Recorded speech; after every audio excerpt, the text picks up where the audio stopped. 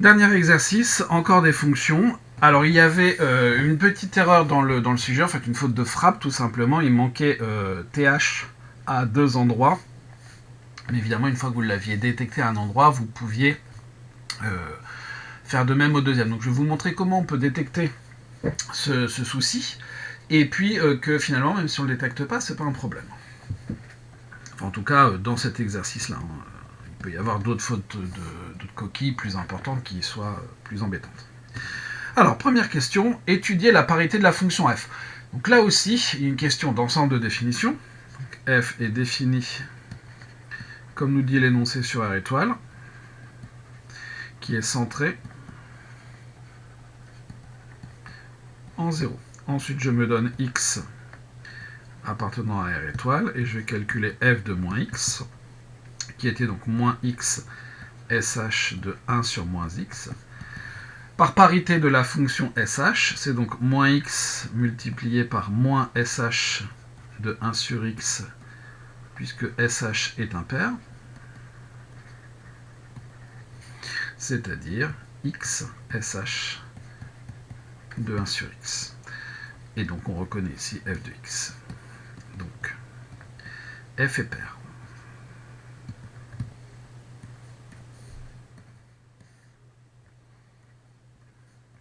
Voilà pour la première question. Deuxième question, 2a. Rappeler un équivalent de la fonction sh en 0. Un équivalent, on n'a pas dit un développement limité à l'ordre 3 comme certains l'ont fait, voire à l'ordre 5. Non, un équivalent. shx équivalent en 0 à x. C'est tout, il n'y avait rien à dire d'autre pour cette partie-là. Hop. Ensuite, on déduit les limites de f en plus et en moins l'infini. Donc évidemment, 1 sur x tend vers 0 lorsque x tend vers plus l'infini. Donc, par composition, sh de 1 sur x est équivalent en plus l'infini à 1 sur x. Et donc par produit, f de x équivaut à x multiplié par 1 sur x en plus l'infini, c'est-à-dire à 1. Et donc comme j'ai une constante non nulle, comme équivalent en plus l'infini, c'est ma limite, d'où limite lorsque x tend vers plus l'infini de f de x égale 1. Il n'y avait rien d'autre que ça à dire là-dedans. Et ensuite, je vais invoquer la parité. Par parité, la limite en moins l'infini sera la même, c'est-à-dire 1 aussi. Hop, vous voyez, encore une question très facilement faite. 2b, déterminer la limite de f en 0. Bon, alors qu'est-ce qui va se passer en 0 ? En 0, le 1 sur x du sh va tendre vers plus l'infini, et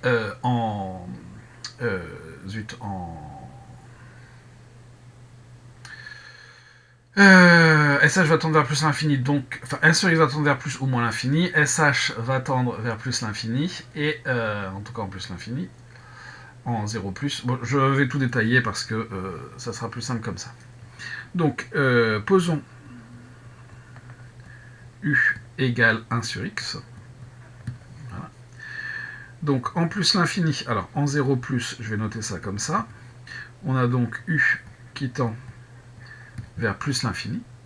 Et f de x, ça sera égal à 1 sur u SHU, c'est-à-dire exponentielle de u moins exponentielle de moins u sur 2u. Et ça, évidemment, en plus l'infini, l'exponentielle ici de moins u va être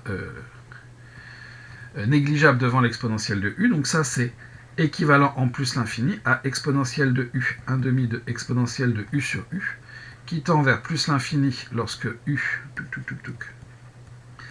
tend vers plus l'infini par croissance comparée.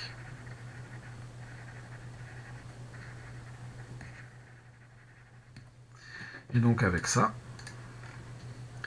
nous, par composition, la limite lorsque x tend vers 0 plus de f de x est égale à plus l'infini.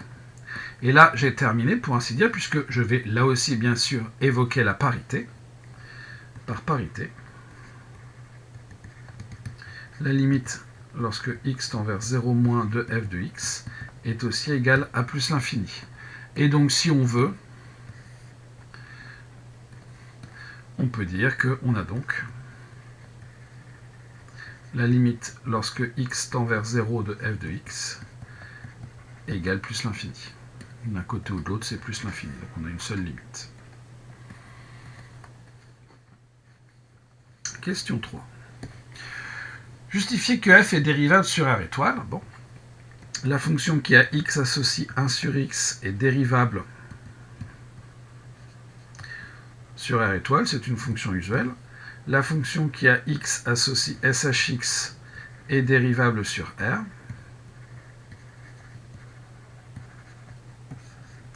Par composition, la fonction qui a x associe sh de 1 sur x est dérivable sur R étoile. Ensuite, évidemment, la fonction qui a x associe x est dérivable sur R étoile. Par produit, f est dérivable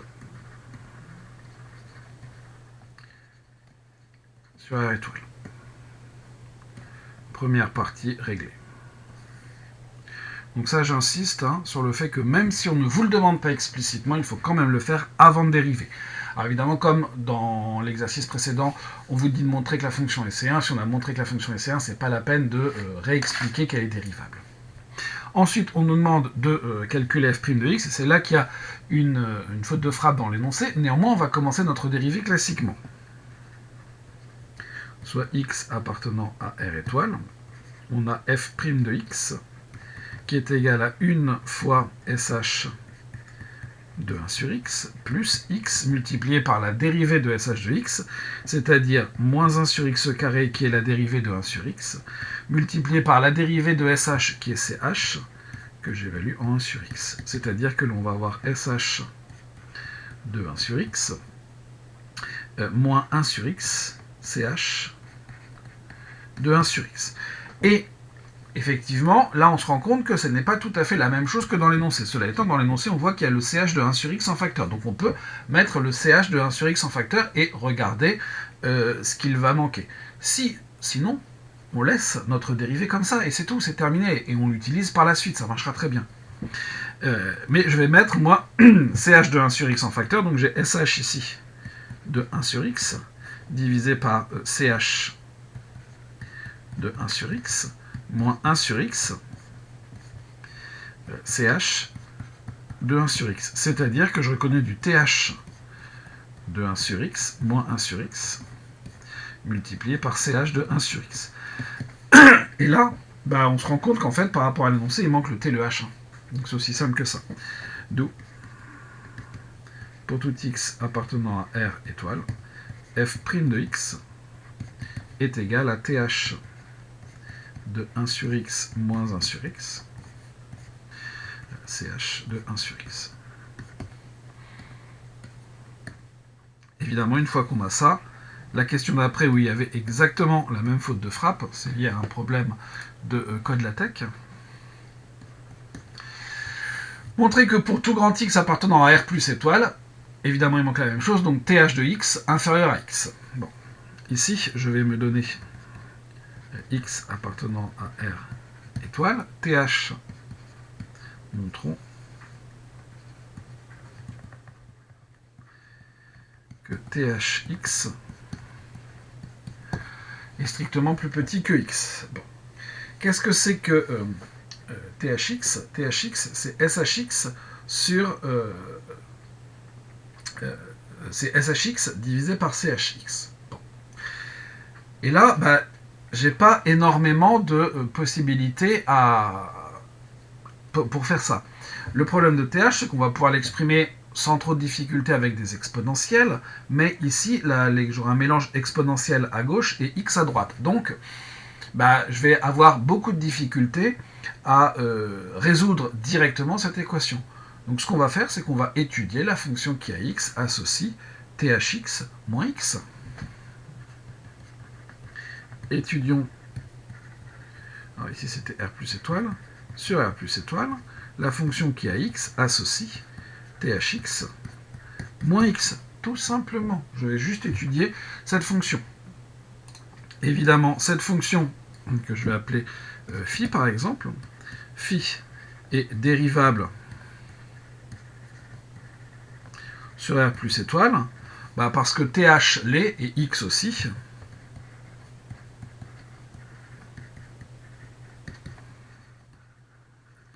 Ce sont deux fonctions qui sont dérivables sur R plus étoile. Bon, on va donc dériver th, on va donc dériver phi.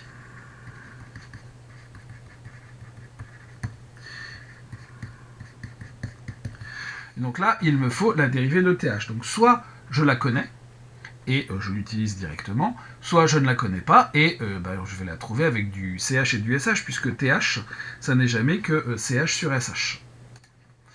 Alors, j'ai regardé un petit coup d'œil dans le cours, donc on ne l'a pas vu, donc je vais faire comme si on connaît pas, enfin comme si je ne connaissais pas la dérivée de th. Donc ici, j'ai sh sur ch, donc j'ai chx carré, moins sh carré x, divisé par ch carré x, moins 1. C'est-à-dire que je dis 1 sur ch carré x, moins 1. Or, pour tout x appartenant à R plus étoile, vous avez chx qui est supérieur ou égal à 1, donc ch carré x est supérieur ou égal à 1. Donc, 1 sur ch carré x est inférieur ou égal à 1. Alors même strictement, puisqu'on est sur R plus étoile, d'où, pour tout x appartenant à R plus étoile, phi' de x est strictement négatif. Donc notre fonction phi est décroissante.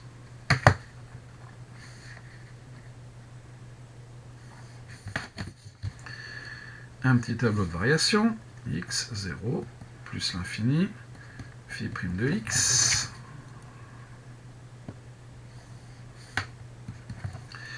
C'était décroissant. Variation de phi, donc j'ai une fonction qui est décroissante. Alors évidemment, ici, j'ai en 0 cette chose-là. Mais combien vaut la limite quand x tend vers 0 de phi de x? J'ai, où est-ce qu'elle est ma fonction phi? th de 0, c'est-à-dire sh de 0 sur ch de 0, qui va valoir 0. 0 moins 0, ça vaut 0. D'où, pour tout x appartenant à R plus étoile, phi de x est strictement négatif. Donc, pour tout x appartenant à R plus étoile, thx est strictement plus petit que x. Alors là, évidemment, sans avoir le th, vous ne pouviez pas faire ce travail. Mais on pouvait passer tout simplement la question, qui n'est pas... alors, elle aide, bien sûr, pour la suite, mais on peut s'en passer. En déduire le tableau de variation de f, c'est là que ça nous aide, puisque pour tout x appartenant à R plus étoile, thx est strictement plus petit que x. On a donc pour tout x dans R plus étoile, th de 1 sur x moins 1 sur x, qui va être négatif multiplié par le ch qui lui est positif, donc f' est positif. D'après la question 3, et la question 4, pour tout x appartenant à R plus étoile, f' de x est donc strictement négatif. Donc f est strictement décroissante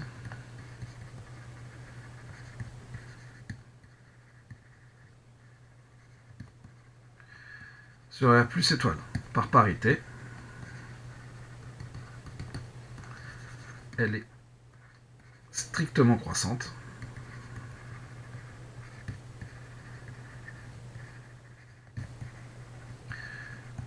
sur R moins étoile. D'où notre tableau de variation, qu'on peut même faire complet. Donc j'ai x, j'ai moins l'infini, j'ai 0, je vais avoir une valeur interdite, j'ai plus l'infini. Ici on a dit qu'on avait une fonction qui était croissante. J'ai pas besoin de mettre le signe de la dérivée. Donc ici on a dit qu'il y avait 1, il y avait 1, et ici, il y avait plus l'infini. Je crois que c'est ça qu'on a trouvé. C'est bien ça. Voilà. Question 6.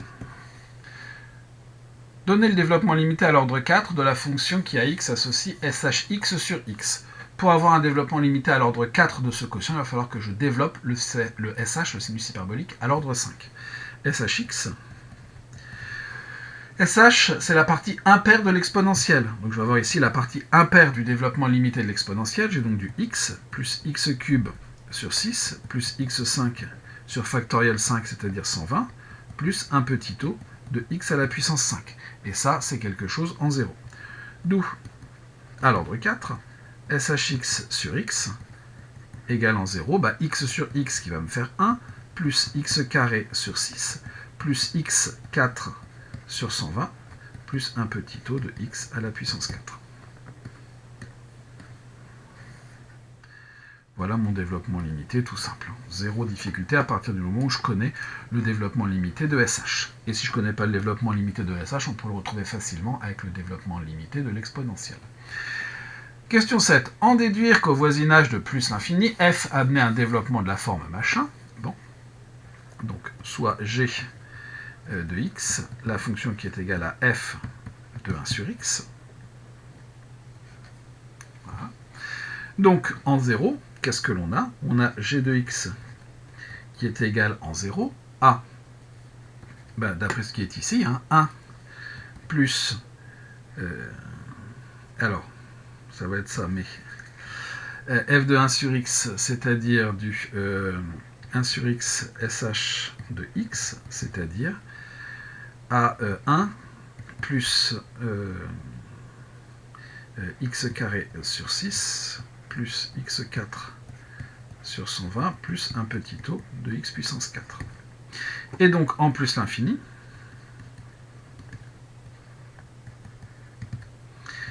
f de x sera égal en plus l'infini à 1 plus 1 sur 6x carré plus 1 sur 120 x puissance 4 plus un petit o de x puissance 4.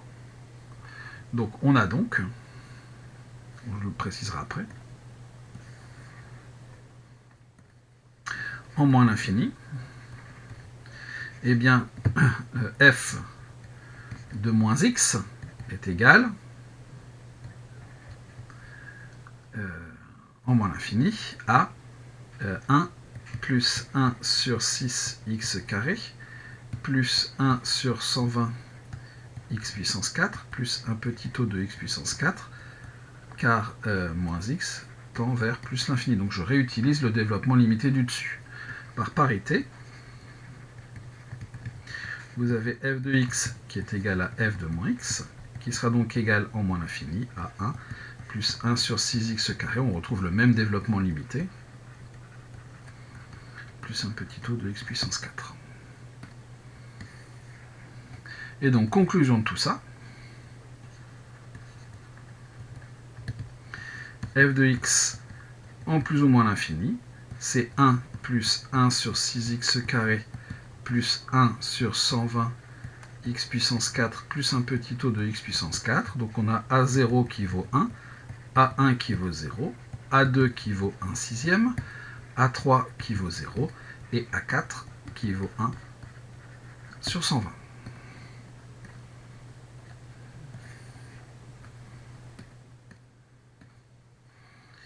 Et voilà pour cette question 7. Question 8. Montrez que la fonction f x qui a x associe f de 1 sur x définie sur R étoile se prolonge en 0 en une fonction continue sur R. Notez f et prouvez que grand F est dérivable sur R. Bon. Eh bien, en 0, d'après ce qui précède,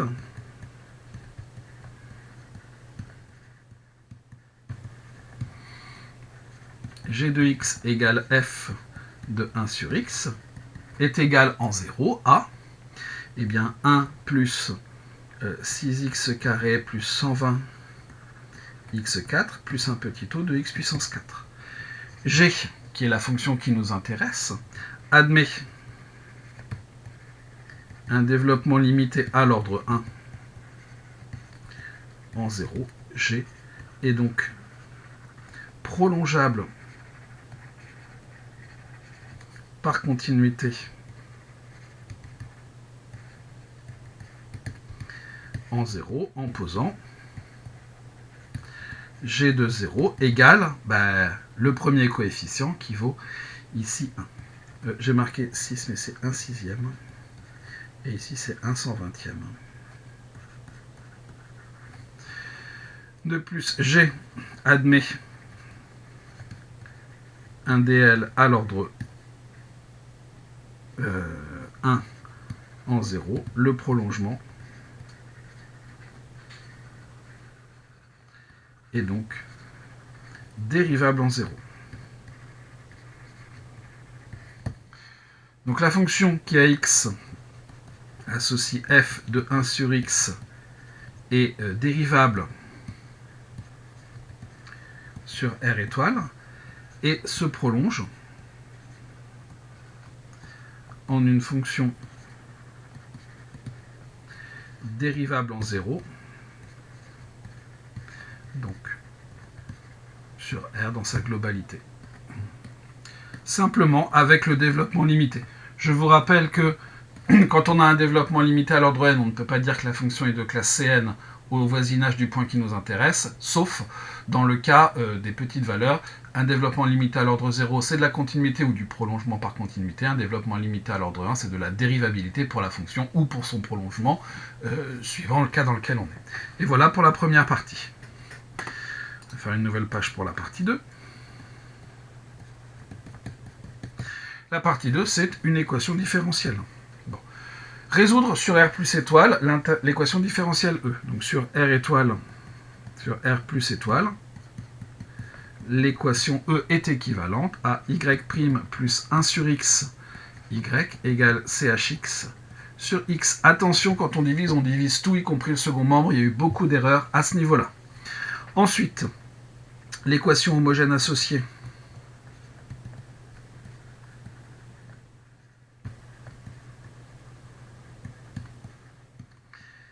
Et y' plus 1 sur x, y égale 0.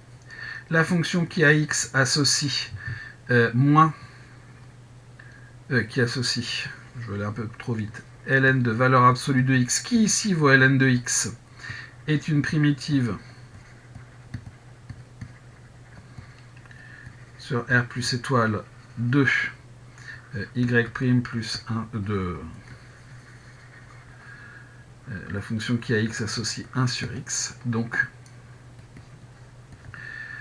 E0, l'ensemble des solutions de l'équation homogène associée, c'est l'ensemble des fonctions qui a x associe lambda exponentielle de moins ln de x, qui ne fait pas moins lambda sur x, mais qui fait moins lambda x, comme je l'ai vu beaucoup trop de fois.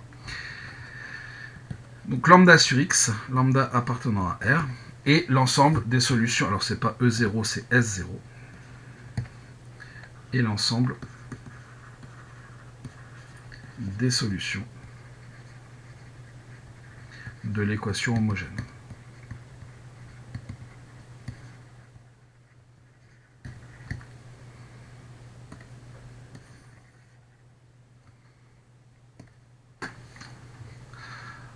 Ensuite, il nous faut une solution particulière. Donc cherchons une solution particulière. On va faire ça par variation de la constante.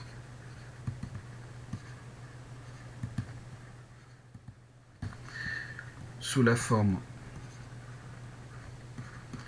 lambda de x sur x, où lambda est une fonction dérivable.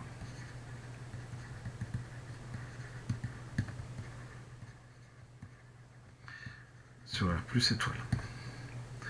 On a donc,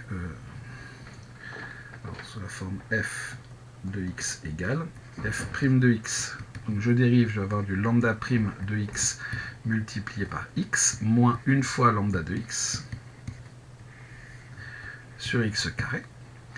Et donc, quand on reporte dans l'équation, on a donc lambda', alors 1 sur x carré, je vais noter ça comme ça, lambda' de x, multiplié par x, donc qui va me faire du 1 sur x, moins lambda de x sur x carré plus 1 sur x multiplié par lambda de x sur x égale chx sur x, ce qui équivaut à lambda prime de x sur x égale chx sur x, et comme ça doit être valable, pardon, peu importe la valeur de x, ce qui équivaut globalement à lambda prime de x égale chx. On peut donc choisir lambda de x égale shx. Nous, l'ensemble S, l'ensemble des fonctions qui à x associe la solution particulière que je viens de trouver, c'est-à-dire lambda de x sur x, donc shx sur x, plus lambda sur x avec lambda appartenant à R, et l'ensemble des solutions de E.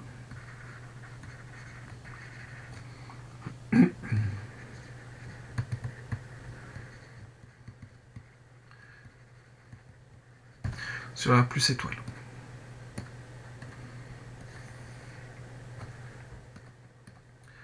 Deuxième question. Donner sans justification l'ensemble des solutions sur R- étoile. Alors si on regarde bien notre solution particulière, en fait, à aucun moment j'ai utilisé le fait que x était positif. J'ai utilisé simplement à un moment de donner le fait que x était différent de 0 ici dans ma simplification, c'est tout. Donc la fonction qui à x associe shx sur x est là aussi solution particulière.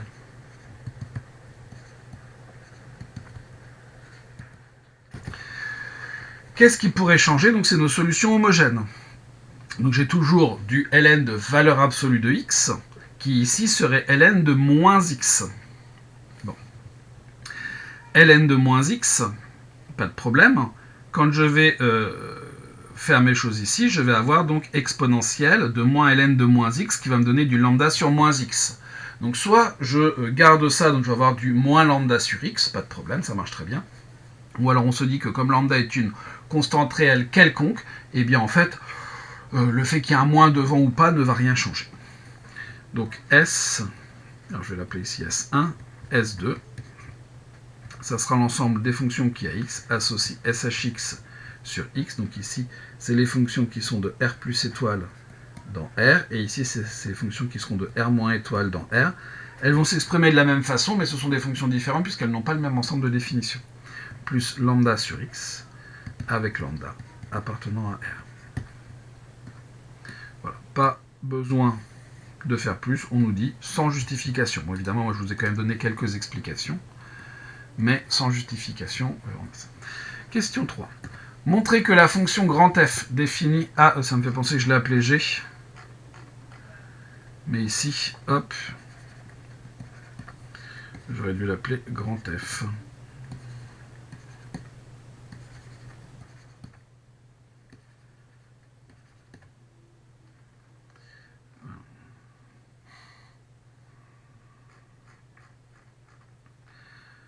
Donc ici, qu'est-ce qu'il faut que je fasse?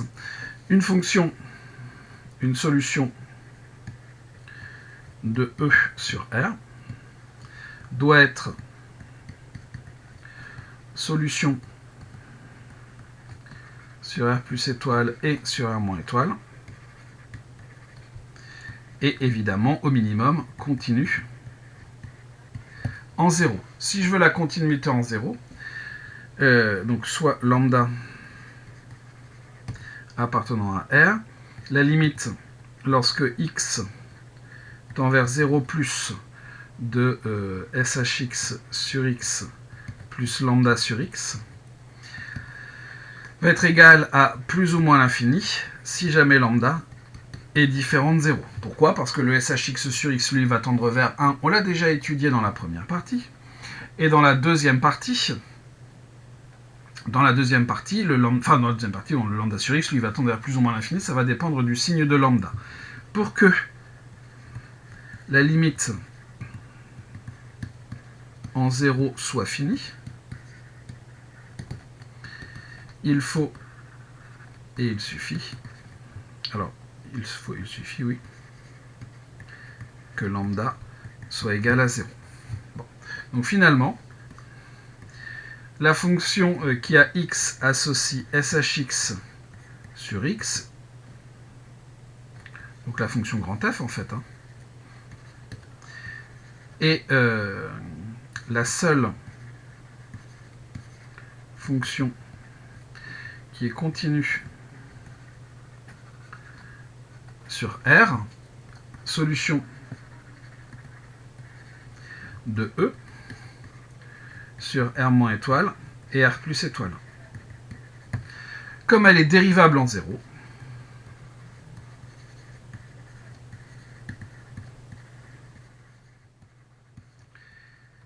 et que f' de 0 égale 0, alors je crois qu'on ne l'a pas dit, le prolongement est dérivable en 0, et f' de 0, c'est le coefficient d'ordre 1 qui vaut 0 puisqu'il n'y a pas de coefficient d'ordre 1, et que f' de 0 égale 0.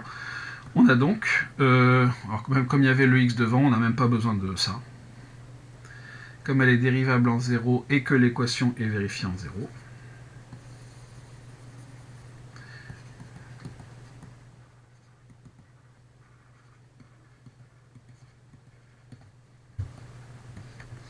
on a donc 0 multiplié par f' de 0 plus f de 0 égale 1 égale ch de 0.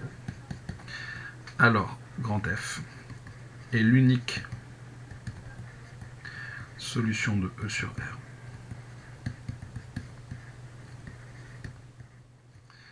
Et voilà qui termine notre exercice 5.